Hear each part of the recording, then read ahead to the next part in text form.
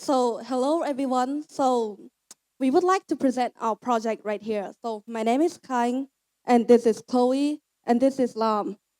So, As you can see on the board, this is the logo, the brand of our community project, which is a website to bring Vietnamese in a more casual manner to a user. The gatos is meaning cat in Spanish, and the lingo is obviously language. not working. One of our member here, Chloe, is this is her first year Yes, in Vietnam. Um, Before she lived in Ireland. I don't remember. Chloe here moved to our school this year. Chloe is Australian, Vietnamese, and this is her first year in Vietnam. So for most of my life, I actually lived abroad in English-speaking countries. So moving to Vietnam was like a really big shock for me. It was really difficult to adapt to all the new environments, like the people, the school, and especially the language. So currently, I'm learning beginner Vietnamese at school, but not everyone has the same opportunities that I do.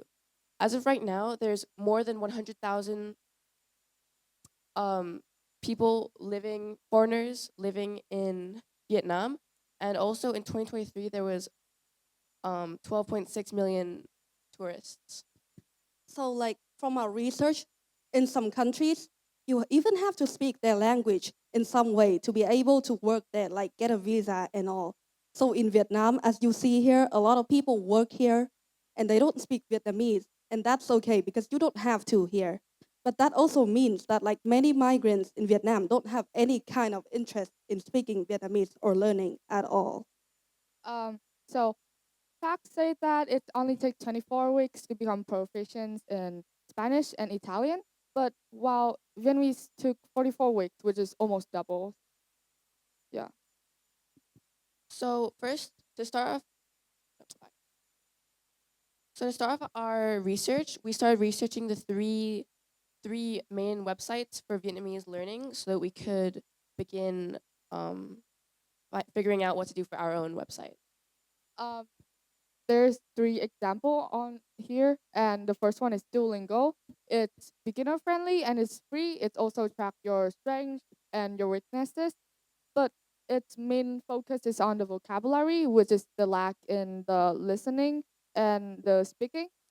While Lingo Hut, it's literally the same, but yeah, the vocabulary range is distributed in many categories for learner to learn, and but sometimes the audio doesn't seem to match the chord, or um, the adjective is not divided per gender. So the website in the middle here called Lingo. So it's a little bit more advanced than the other two. So it provides like a wider word range and grammar, and it even teaches a lot of phrases in Vietnamese and to learn how to pronounce it and stuff. But it's also less interactive, and it's harder to track your progress on stuff. And it doesn't actually have audio to help with the pronunciation that they try to teach. So after that, we started researching the more complex courses for Vietnamese learning, which were paid classes. So you can book an online or in-person class with an expert to learn. Uh, since we're middle schoolers and obviously unqualified, this was not an option for us. So we opted for something more simple and easier, which is much closer to actual Vietnamese. Um, so around here, slang is a way to communicate, and even non-English speakers speak English slang a lot of time. Therefore, this is where we got our interest and to determine our goal. Um, Aside from people who also study the language to become proficient, we also want to introduce Vietnamese to people who want to learn in a much more casual manner.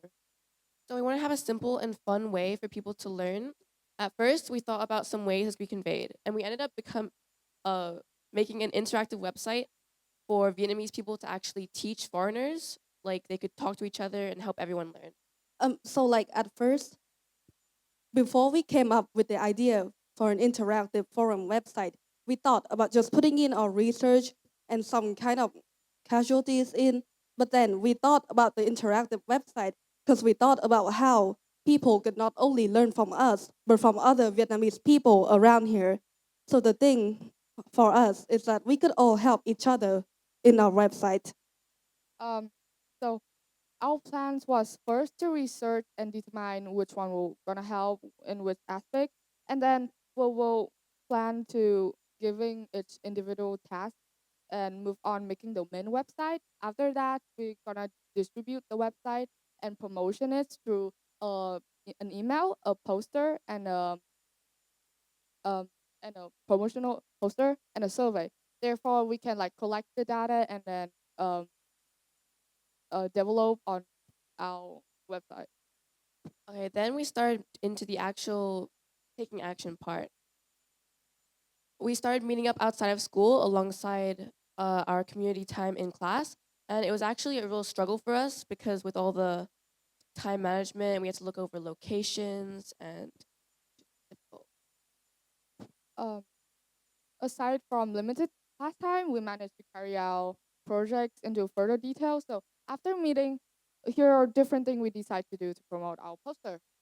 First is the brand name. We consider various a variety of options. We even try to eliminate the lingo out of the brand name as you see upon here. Our final choice was GatoLinguo, which was linked to our mascot. Gatos mean cat, a very friendly, familiar creature to us, and lingo is language, as Duolingo. Um, so the sketch of our mascot was a red cat with sunglasses in the shape of star that can represent the Vietnamese flag. And then this is our final mascot. We have the same design basically, but just improved with the name as well. Then here is our poster that we were planning to send out. It After all of that, the hardest part was to make a website, which I procrastinate a lot and I delayed. Therefore, we have to revise the work of each member all over again and then suggest a different task for each member. Kang was the person who made the website that we are using right now. So at first, we first tried to learn about HTML and source codes to upload like on these documents, but then we figured out that you actually have to pay money to host and maintain this website, and it depends on your host and all. So we couldn't pay for annual maintenance of this, so we have to put this idea away. So basically, we find out a free domain we could have our website under, which is WordPress. So then they also offered to make the forums on there. But then we figured out we need a subscription again to have the plugin to make the forums, right? So we had to consider making the forum somewhere else. So we made a separate forum and we linked it to our main website, which also has the introduction of us and our contact information right here. At some point, because we didn't know much about HTML and WordPress, so we just consider making it an informative blog. But then we look again at the main idea of our website. So our final choice was to have a separate forum made on a free website linked to our WordPress website. So basically, this is our forum right here on the outside, and then here you create a thread which you can ask questions and interact with people. And then now you could talk to people about slangs, ask them questions, and we can learn. So that was the final product of our website. It was the best we could do without doing subscription or maintenance fees because we're broke. We have no funding.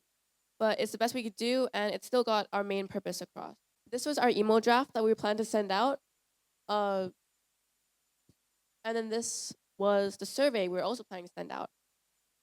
We ended up sending neither. Now remind me, why exactly did we not send them out after As- putting the work in? As the website maker, I was first assigned to do a website, which I procrastinate. There's no excuse. I'm so sorry for it. Um, the website was the base for every actions after, so it just basically cannot be happen.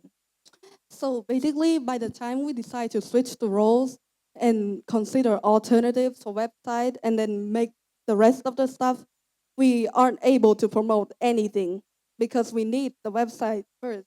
and then we have to promote the website. But by the time we're finished, we already have to do reflections and all to be able to complete our presentation today. So we weren't able to spread our word outside. But with our existing work, we can still see what we have succeeded to do. So finally, we will also show the proposal right here. So what do we plan to carry out for the proposal? By our needed time for the taking action process, we were able to finish our website. We were able to make a website that users can access for free in trustable domains that won't affect their security and privacy. We also create our website for free under a host to make our project attainable and cost effective within our time needed. Now we'll talk about the email. We have not yet addressed a reflection on it.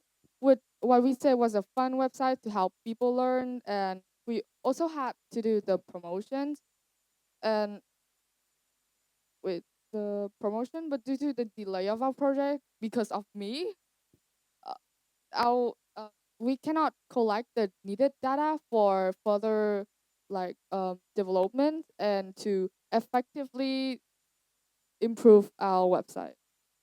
And then finally, we'll go back to the survey. We asked questions about the user's status in language learning, the age group they belong to, and what kind of information about slangs and language they would like to see on our website. Our main purpose was to get an idea of their typical knowledge about slangs within many audiences so that we could please as many people as possible. Now we have a question to ourselves. What is service learning? And in our understanding, what was service learning to us from this experience? So first, we all have the impression that service learning is something very confusing compared to the experience we have in the first year of IB. At first, I didn't know what I should do, what idea I should have, or who I should help. So my first impression of service learning, so its name is literally service learning, right? So I thought we're just learning about how to help a community or different communities in general. But what I didn't know is to really learn through service learning to actually be able to help a community of your interest on your own and to carry out these actions. For me, before starting this project, I also didn't really have an idea of what service learning was. I just made an estimate from the name that it was obviously learning through doing someone a service, very obvious. But after going through this process of making this website, it's been an enlightening experience. So what we know is service learning isn't just helping, just offering a helping hand. It also requires a commitment to our community, the ability to evaluate different solutions, to know the barriers in order to improve and contribute to community, and to understand a need within the community that we really want to help in the project. To us, this experience has revealed the importance of delving deep into the community and truly connecting with them, revealing that when service learning, it's a lot more than what you just see on the surface. It's more complex. So by making this website and showing you all of the process, I hope you can understand a little bit more about the commitment and the contribution, and also to not procrastinate like me. So we would like to thank all of you for listening to our project. Thank you. Thank you for listening.